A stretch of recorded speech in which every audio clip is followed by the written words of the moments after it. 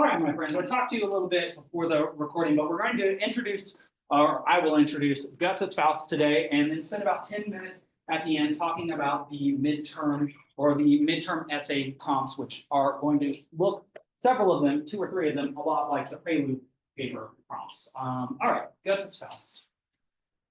Now, remember that we were in 17th century Spain, 1605 and 1650, not truly when modernism flourished. Literary modernism is mostly a school that flourished in the 1920s after World War I, but prior to World War II, which, depending on where you look at it, for the Americans, that was 1941 to 1945, but the National Socialists rose in Germany in about 1934 or so. And so the war in Europe was longer than the war in the United States. However, we are getting closer and closer to the true modernist time by seeing that this work was written between the 18th and the 19th centuries. What do I mean? And note that small error up there. This work was written over the course of 1873, so that's already 168 years after Don Quixote, to 1773 to, making sure I get this right, to 1832. There we are. There we are. So from the 18th to the 19th century. We always count up and we start from the 1st century, not the 0th century. And so that's why we're always, 19th century, 1800, 18th century, 1700. It goes in the reverse, counting down to 0 in the BCE, by the way, the 5th century or the 400s. That can confuse students at times. Keep also in mind that this work, not only is it written in 2 parts with 2 different genres, but it existed in 2 different nations. It was first conceived and written by Goethe, though conceived, I'm going to problematize that in a moment because this text is itself built on a tradition of stories, unlike Don Quixote. It was first conceived in what was called the Holy Roman Empire, which many historians like to make the joke that that is one of the greatest misnomers in all time. Who knows what a misnomer is?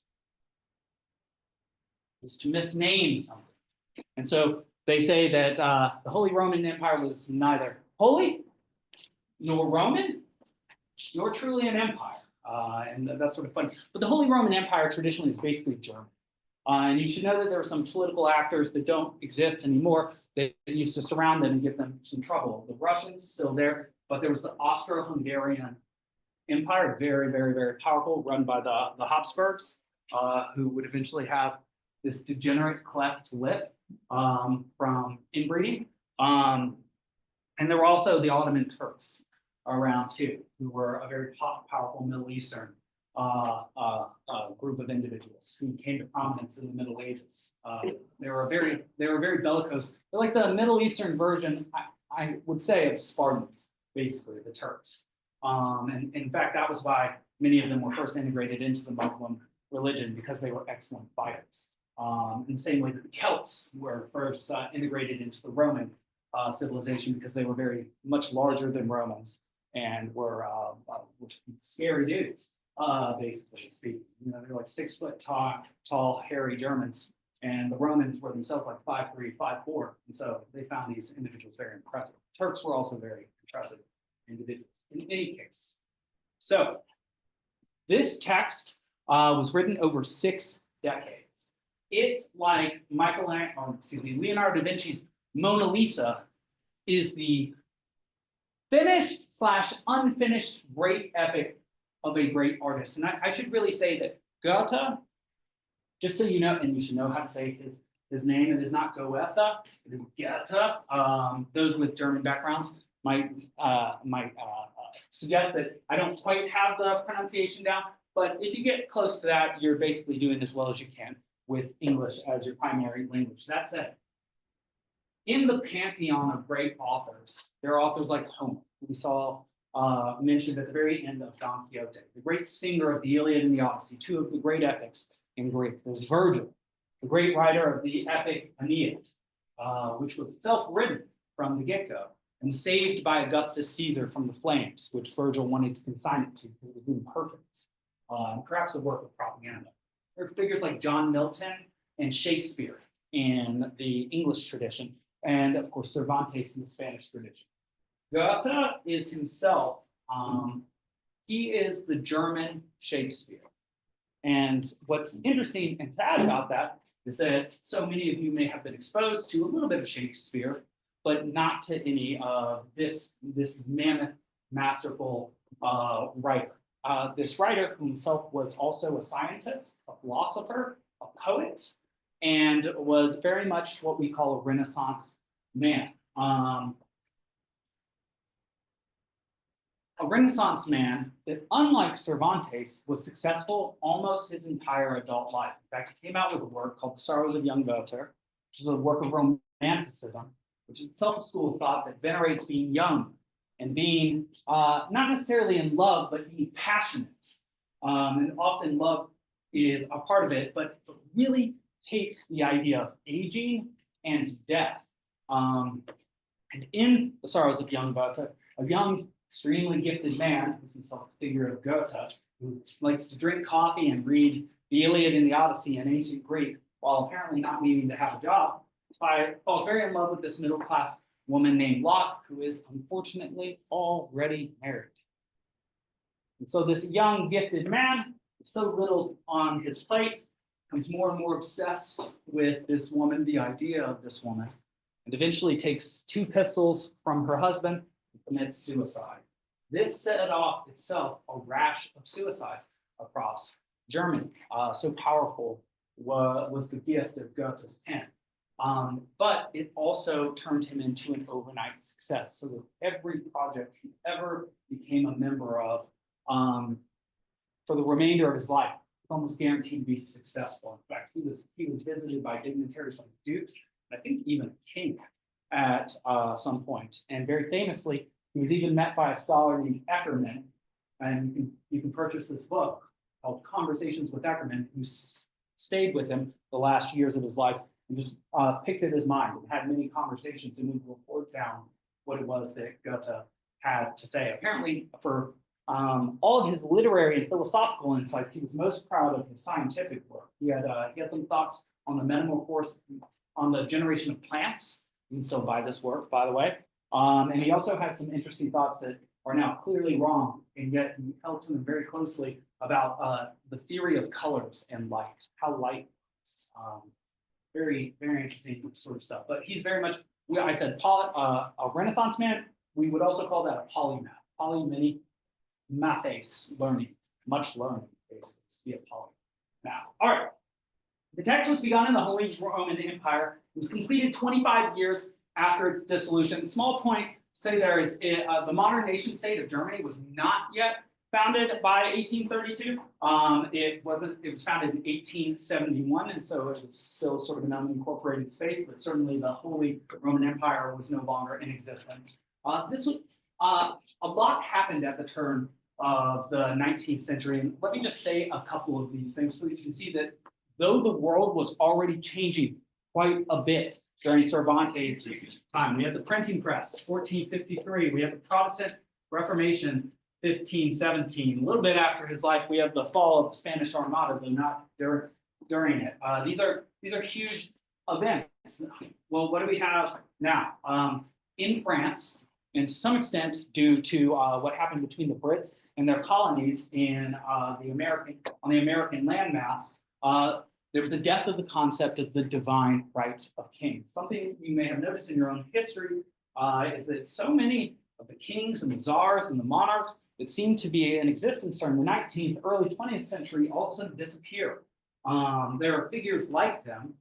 You have emperor-like figures in Italy and in Germany during World War II. You have a fascist dictator. You have also a dictator for life under Nazism, which is, depending on who you ask, some version of socialism or some version of fascism, or it switched from one to the other. But the early parts of the century, you have the Russian Revolution, where the czars are replaced as well. So by 1920 or so, all of these places that traditionally had kings, Britain still has it, but they lost America, Germany, Italy. None of these places are ruled by monarchs, occasionally by pseudo-monarchs as they shift.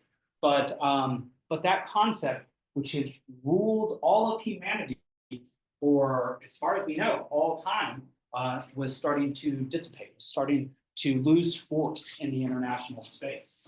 And it's something that political commentators like to argue about now, particularly when they talk about contemporary conflicts, is are the kings coming back? Are great man or big man politics coming back? And they often accuse various countries that are enemies of embracing those attitudes. And what do we dislike about those attitudes? What do we dislike about a monarch? Well, obviously we are a democracy. So the opposite of us, something like a tyranny or a monarchy where power is in the hands of one rather than the hands of many. E pluribus unum is what we put on our money. From the many, one, not one alone above the many.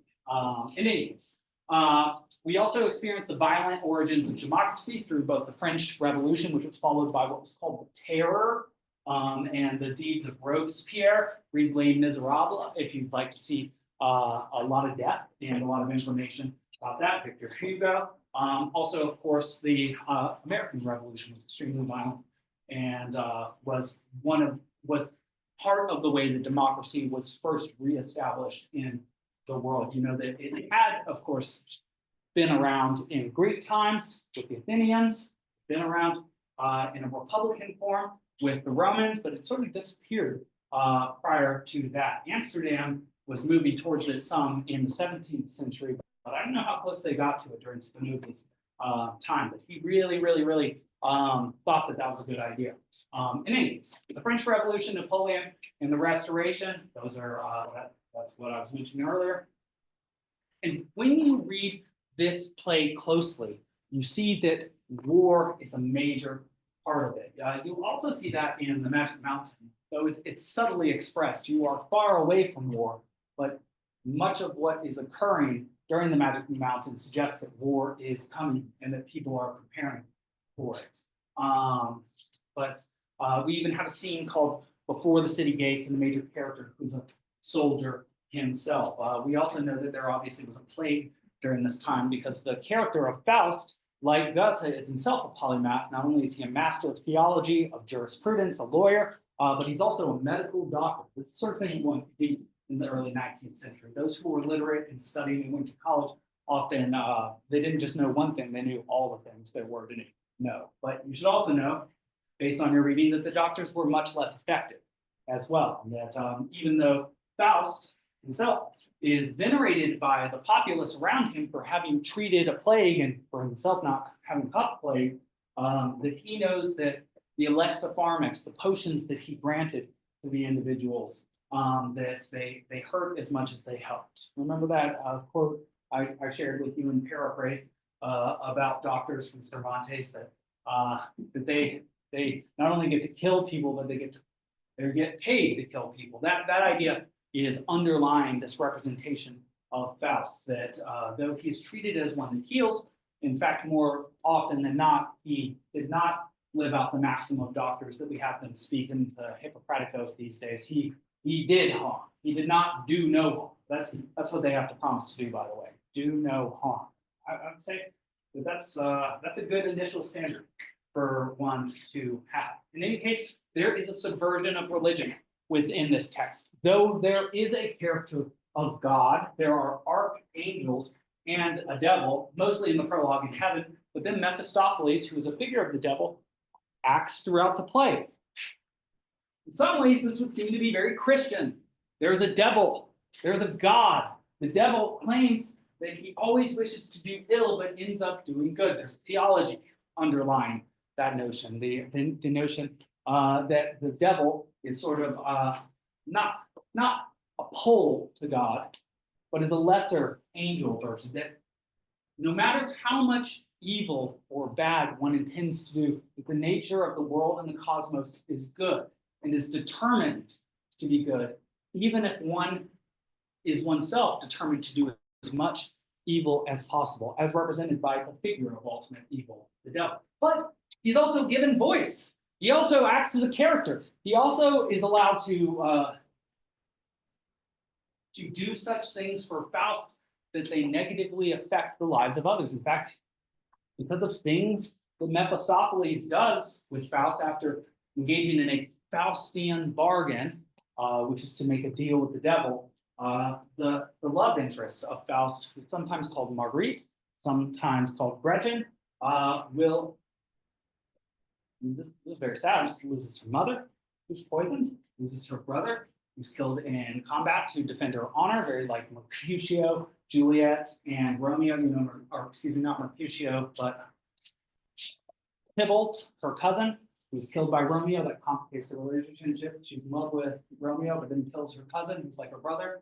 And then she herself becomes pregnant. She is pregnant. This is part of why her brother tries to defend her honor, because she's out of wedlock. She's become impregnated by a high-class individual, and she is herself something more like a commoner, more like what Sancho would be called a peasant. She ends up killing the baby too, and she herself commits suicide or is executed. The last time we get to meet her at the end of part 1, she is in a dungeon waiting her execution and has also lost her wits. So this person, because of Faust's desire and the Faustian bargain that he makes with Mephistopheles, this person loses everything: name, child, herself, her mother, her brother. One wonders, especially when we get to the end of Faust part 2 and we see that he dies, and the whole idea behind a Faustian bargain to deal with the devil is that you get what you want on the earth, but your soul is mine once you die. At the very end of part 2, Faust is assumed into heaven. So the question is, how could somebody who obviously consciously made a deal with the devil, got everything that he wanted from the devil, why is it the case that he doesn't have to fulfill his part of the bargain and give his eternal soul to hell? A, because that was the legal contract and it didn't seem like he broke it, but also B, he's a real SOB. You don't like Faust by the end of his life. He doesn't seem to have done anything good. And yet, by the very, very, very end of his life, he will have done something that will have great good impact over time. And so perhaps we'll have to measure his personal decisions and his intentions against what it is that he actually accomplishes. But for those of you thinking about myth and odd uses of myth in a modernist text, this is a good one. This is very much a heretical representation of the devil. Were this a Muslim work like the Satanic Verses made by Salman Rushdie, almost surely Goethe would run into trouble. I mean, he would have had to publish this a little bit later so that it would be widely disseminated so people would all know his name. But remember that Salman Rushdie, because of a re-representation of the Prophet Muhammad and the angel Jibril, had a fatwa issued against him, didn't end with yet, but then had him 2 years ago stabbed in the face during a public speaking event, which he records in a book called Knife. And so this is a very strange representation. It's very strange that this sort of representation is allowed by censors, though of course Goethe's name is was such a high-ranking name that it was allowed, and it has an interesting representation of the devil as something like a friend, something like a Sancho. This is almost like a buddy comedy to some extent. Very much a genre still in existence, often for cop shows and things like that. In any case, this work was also written during the time of the Sturm und Drang, storm and drive Romanticism. Romanticism, again, is the school of thought, the school of literary thought that Goethe was sort of born into in the early 19th century, which emphasizes subjectivism, passion as often demonstrated through profound acts of possibly neurotic love, but also through profound acts of choice, like committing suicide as a young person because of an unwillingness to live a bourgeois city adult life. I mean, surely this is something you feel to some extent. Like as a young person, life is wild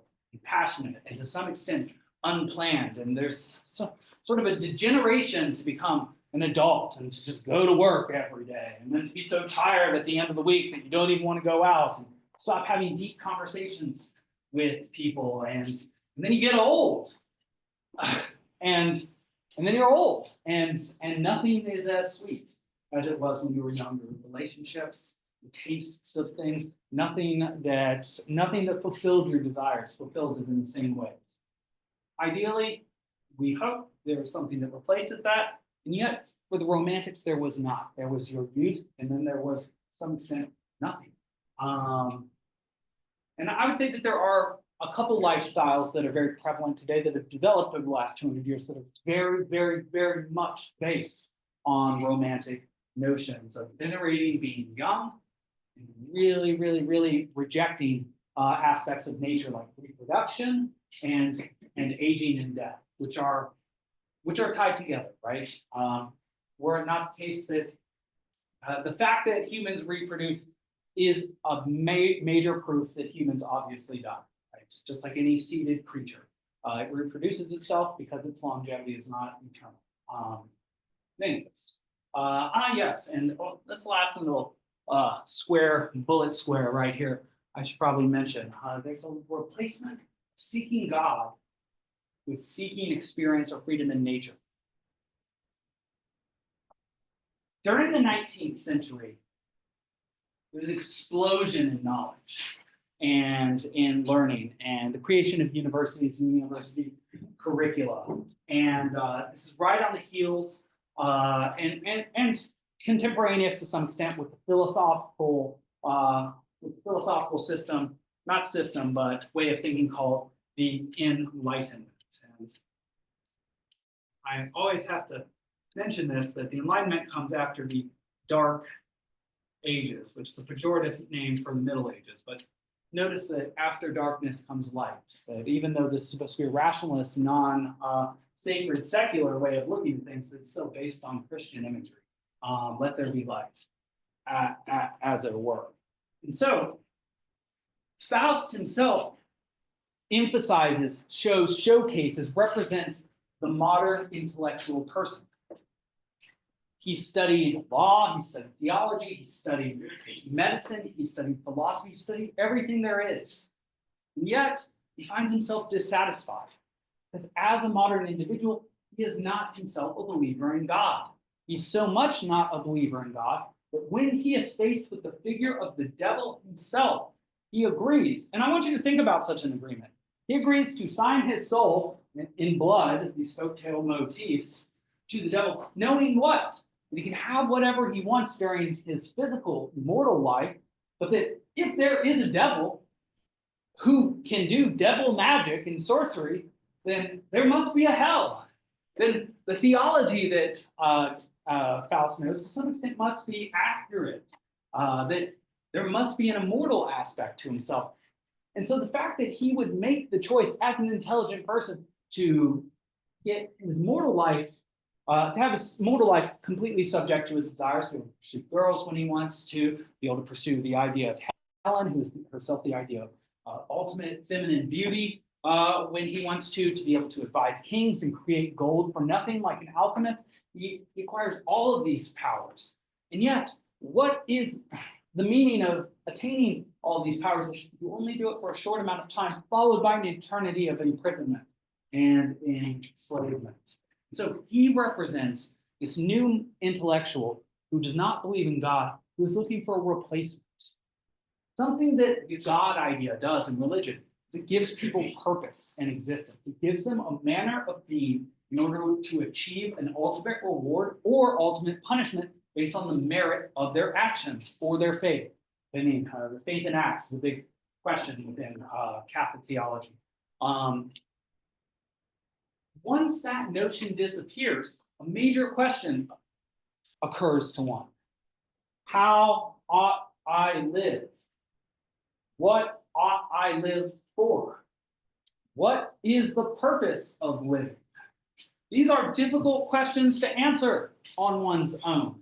And this is why this character Faust is doing so much learning. He's looking for the answer in books. And yet, What's the problem with books when looking for the answer to questions of ultimate human problems? It's something that occurred to me just a few years ago, and it was very disheartening. Who writes the books? Humans. So what do you know that they don't know? Every single writer of books ever.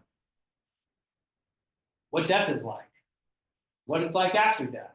Even our greatest sages, they were alive like you, right? Well, that's a huge limitation. That's a huge limitation. My goodness.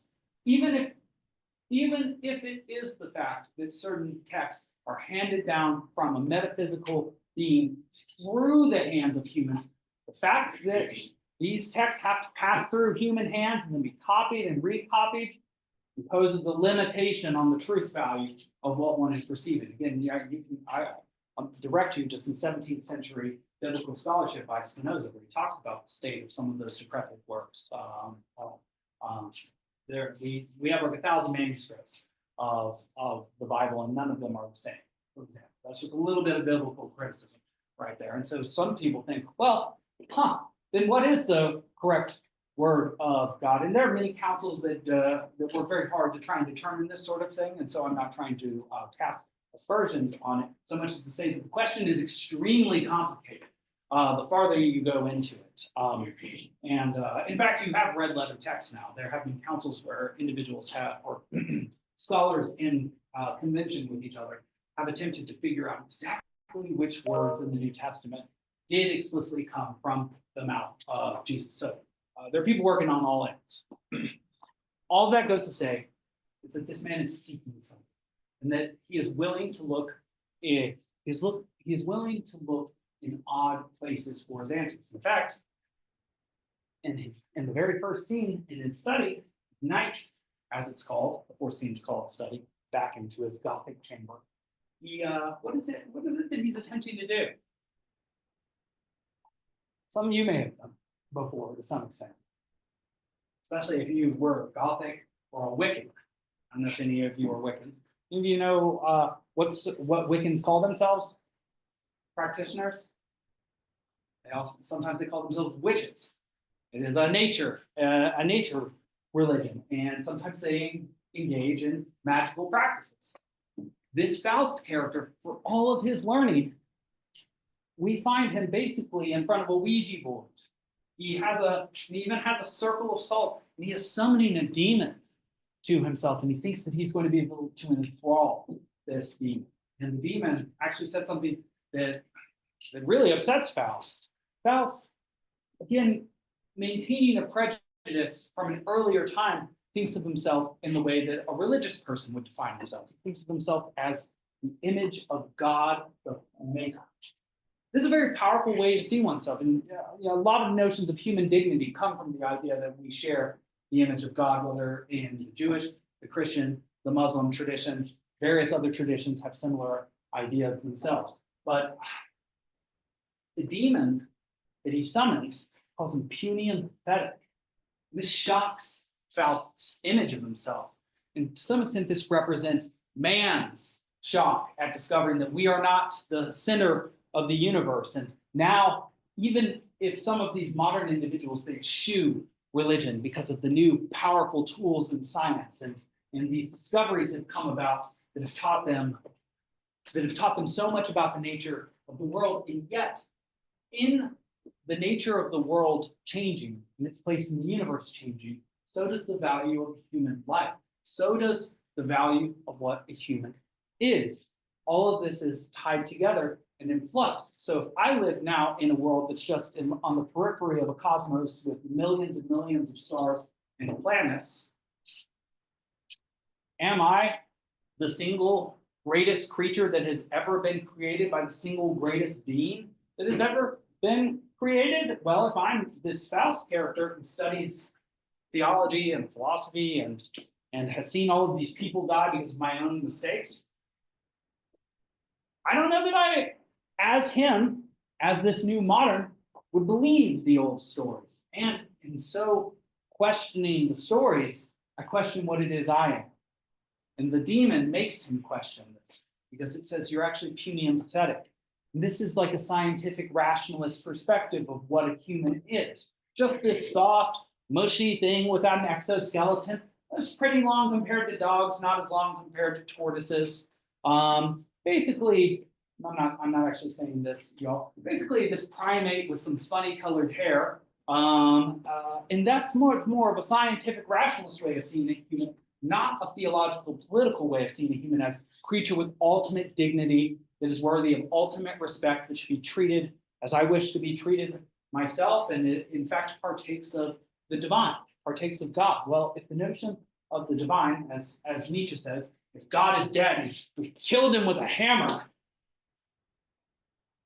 what then replaces that notion? What then replaces a celestial teleology? Why does one then live? This is what Faust is looking for.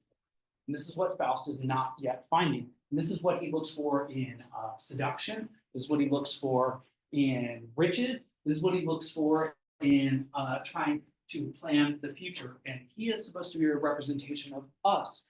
Now we live in cities, not in rural lands. What is it that we intelligent, brilliant city dwellers who now believe in scientific rationalism rather than perhaps the stories of old, though of course many people do. What is it that we will replace these old fables and fictions with in order to move forward into a better world? And I would say, even now that we are in the postmodern or post-postmodern world, this question is still being debated. We have all sorts of metrics like poverty, people being raised out of poverty, fewer people starve, natural disasters kill fewer people. These all seem to be good things, and yet questions of the ultimate questions, why should you live, and what is the best way to live, remain to some extent unanswered. All right, I have more to say about this, but I'm going to say it more on Friday because I want to read to you a couple of the things, a couple of our prompts for this time around. All right. I also want to make some adjustments and corrections just so that you know this or that. All right. When it comes to your headings, everybody was pretty good at those. Do use exactly the heading that I gave you there. You are welcome to change my name to Professor if you want to, or write out Mister. That's good. Make sure that you have the date right. A lot of you saw that I said that months of 5 or more letters reduced to 3. That is the standard convention for MLA, but it doesn't actually say that in, is one of the 2 things I want to address. It doesn't actually say that in your sample paper. So you don't lose any points if I say that, but I will recognize that you have done that if you do. All right. Common errors, big thing.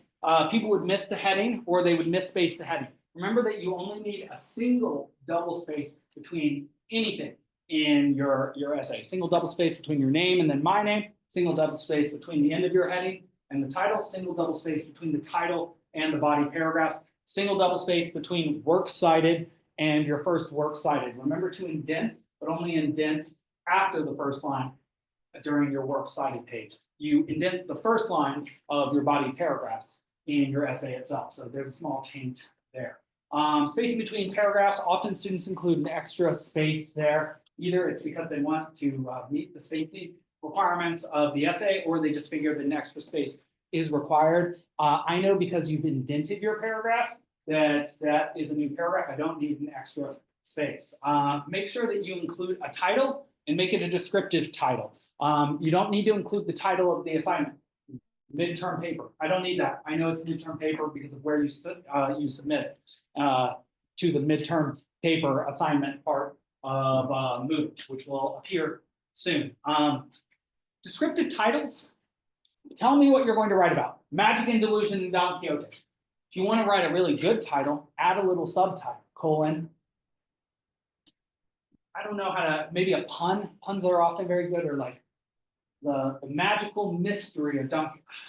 You want it to be interesting and descriptive, but you don't want it to be kooky and off the wall. So I mean, unless you're really, really brilliant and you can make something very funny, and also descriptive at the same time. But description is what's most important. If you want to make it sort of clever, that's of secondary importance, but will add to your title. Lots of scholarship. The titles of essays are clever little titles that stick with people who know a little bit about the books that are, or poems or works that are being considered. And that makes people more likely to read them. Good titles, like good covers, and they make a difference. In text citations and final citations, a lot of you, I mentioned small things like you don't need a comma between author and page number. But one thing I want you all to note is that with Goethe, this is a poem, not something I talked about today, but I'll talk about on Friday. It's a poem that looks like it's supposed to be a stage production, but there are so many characters in it will require so much that usually it only gets performed in parts rather than as a whole. You'll particularly see why this would be difficult during part 2 of this work. Part 1, not that many characters. Part 2, very different. Remember that since this is a poem, you need to cite the line numbers, not the page numbers, particularly if you have a different translation or different edition from this one. I have no idea whether what you say is on this page or that page in a different edition, but line numbers, in general, always use the most specific way to cite as you have. Often that's page numbers, but whenever there are line numbers, those are even more specific than page numbers. Make sure that you have. Works cited page, I definitely mentioned that to many of you. Make sure that you look at that and fix that up. Too much summary, I didn't see too much of that actually, which I was happy about. Use strong topic sentences which state the purpose of the paragraph. That's a good habit to be in. Know that if you find yourself swimming in deep waters while writing, you're not sure what to write, start with your topic sentences.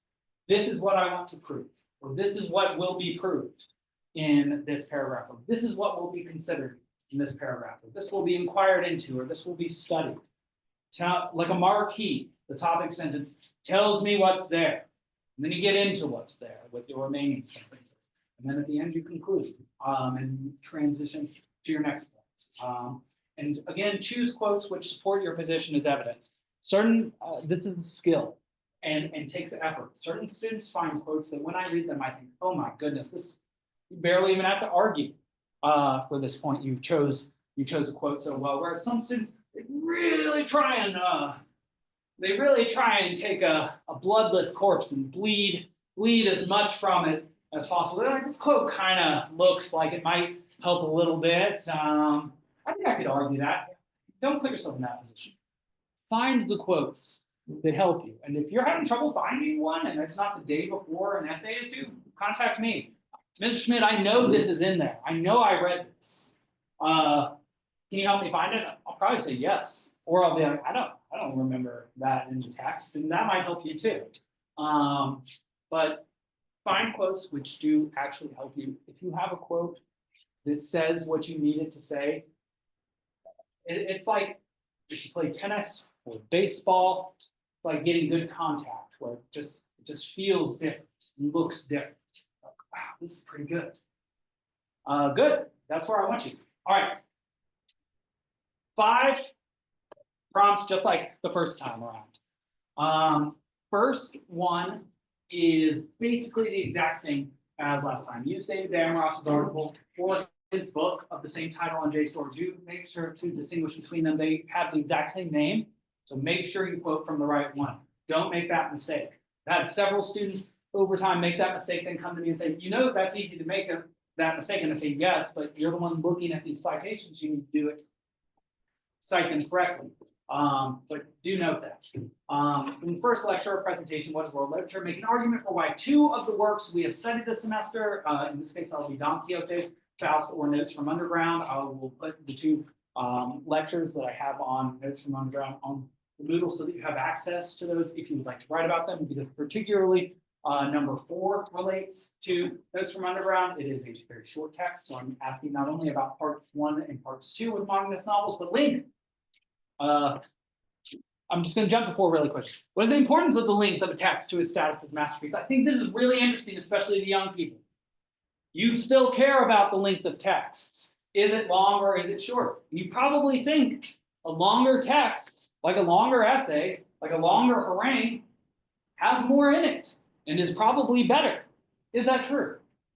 You know, is that really true? Can something like The Turn of the Screw by Henry James, like a 70-page short story, be as good as a 900-page novel? I think that's a legitimate question. I think that's a really legitimate question. Can something much smaller, that takes much less time, that has ostensibly much less in it, still be of equal value to something much larger?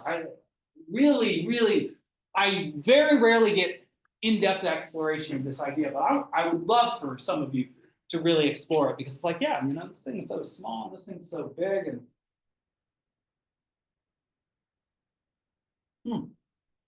can this be the same value as this?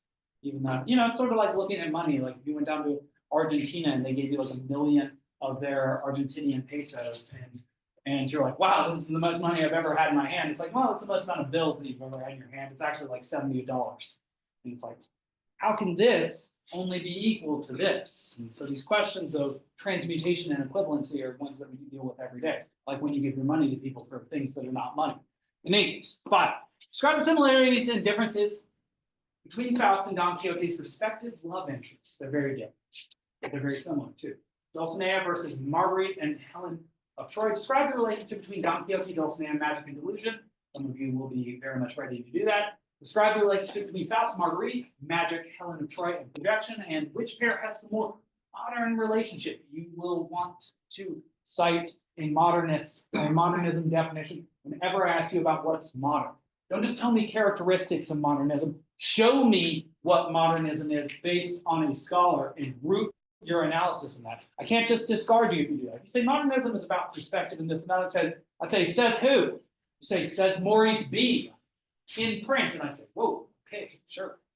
Okay, this is powerful stuff. Continue on. And which pair has a more modern relationship? Oh yeah, there we go. I say this right afterwards. Make sure to use the scholarly definition of modernism and make this thing. I agree with myself. Okay, we're at 11:20. I didn't have a chance to say much more about any of this. Read it. And know that if you wrote on the corresponding topic, I do not want to see the exact same essay second. As you all know, that is the prima facie definition of plagiarism, which is to take one essay that you turned in somewhere and then just turn it in somewhere else.